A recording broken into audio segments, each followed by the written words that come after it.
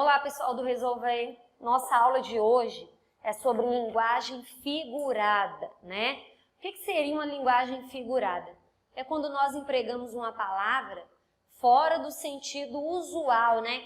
As pessoas costumam dizer fora do sentido daquilo que está dicionarizado. Então, ó, quando atribuímos um novo significado às palavras. Aí eu coloquei dois exemplos com a palavra trator para vocês entenderem essa diferença. A empresa usou um trator para demolir. Aqui o trator é aquela máquina mesmo que as pessoas usam em construção. No segundo exemplo, ó, o operário daquela empresa era um trator. Aqui a palavra trator não deve ser entendida no sentido literal, né? Aqui sim está no sentido literal, sentido dicionarizado, né? É o sentido que você encontra para trator. Agora, aqui no segundo exemplo, quando é dito que o operário é um trator, e aí você vai ter, para você entender esse contexto aqui, você tem que fazer um tipo de associação, né? Um tipo de link. O trator, ele é um veículo, né? Veículo grande, robusto, né? É feito para pegar grandes quantidades de terra, fazer atividades mesmo pesadas.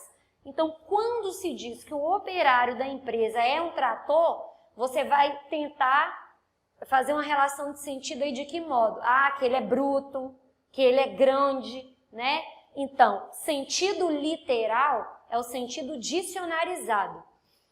Linguagem figurada é quando nós atribuímos novos sentidos às palavras. E esses novos sentidos, ele tem muito a ver com o contexto de fala, os contextos, as situações que você está inserido. E aí, dentro da linguagem figurada, né, aí a gente tem a denotação, que é o sentido literal, e a conotação é quando atribuímos novos significados às palavras, tá? Então, denotação, ele denota, né, o sentido dicionarizado, e a conotação é um emprego expandido daquela palavra. Eu vou dar um exemplo para vocês que realmente aconteceu comigo. Eu dava aula, acho que era no 8º ano, não estou lembrado direito. E aí tinha uma aluna, a Bárbara, ela havia chegado recentemente de Londres, né? Ela foi criada lá. E ela sentava com a coleguinha, com a Cibele, e conversavam demais as duas. Só que a Cibele, ela conversava, mas ela pegava no tranco e resolvia as coisas. E a Bárbara ficava lá, meio que viajando. E aí eu caí na besteira de falar bem assim para a Bárbara. Bárbara, galinha que acompanha pato morre afogada. Falei isso, né? Achando que ela tinha entendido. No outro dia, a pedagoga da escola me chamou minha atenção. A aluna veio aqui dizendo que você está chamando ela de galinha.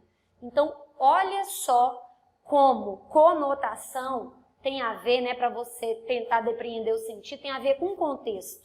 Né? Como ela foi criada, viveu em Londres a vida inteira, ela não conhecia esse ditado. Né? Quando eu falo galinha que acompanha pato morre afogada, eu estou usando, né, no sentido denotativo, o sentido dicionarizado, ou essa linguagem e essa expressão, ela foi usada no sentido conotativo. Foi utilizada no sentido conotativo. Então, a conotação, ela é muito empregada em provérbios, em ditados populares, né? As pessoas, assim... Eu, por exemplo, falo muito. Fui criada por minha avó no interior de Minas, aí a minha avó, ela fala muito empregando metáfora, empregando linguagem figurada. E aí eu coloquei 3 observações para vocês, ó. O sentido conotativo, ele é criado pelo contexto. É só lembrar da minha aluna. Ela de Londres, eu falo galinha que acompanha pato morre afogado. O que ela entendeu? Porque eu estava chamando ela de galinha. E não era isso, né? É um tipo de emprego em que a palavra fica sujeita a várias interpretações. Então, assim, ela não conseguiu estabelecer uma relação de sentido aí, né? Porque não fazia parte do contexto dela. A conotação é própria da linguagem literária, música, poemas, toda linguagem, né, ficcional, ela trabalha com o sentido conotativo. Também está presente na linguagem falada, como eu disse para vocês, na questão dos provérbios, dos ditados populares, né? Pau que nasce torto morre torto. eu esqueci um da pedra aqui agora, mas deixa, quando eu lembrar eu falo para vocês. E aí, então aqui eu tenho o sentido conotativo e o sentido denotativo. Conotativo, então, vai trabalhar com o sentido figurado. Você atribui novos sentidos àquelas palavras. E o denotativo, você vai trabalhar com o sentido literal. Eu espero que vocês tenham entendido que aí nos nossos próximos vídeos, nós vamos trabalhar as figuras de linguagem, né, metáfora, comparação, metonímia e um montão de outras lá. Mas isso aqui precisa estar compreendido. Beijo, até a próxima aula.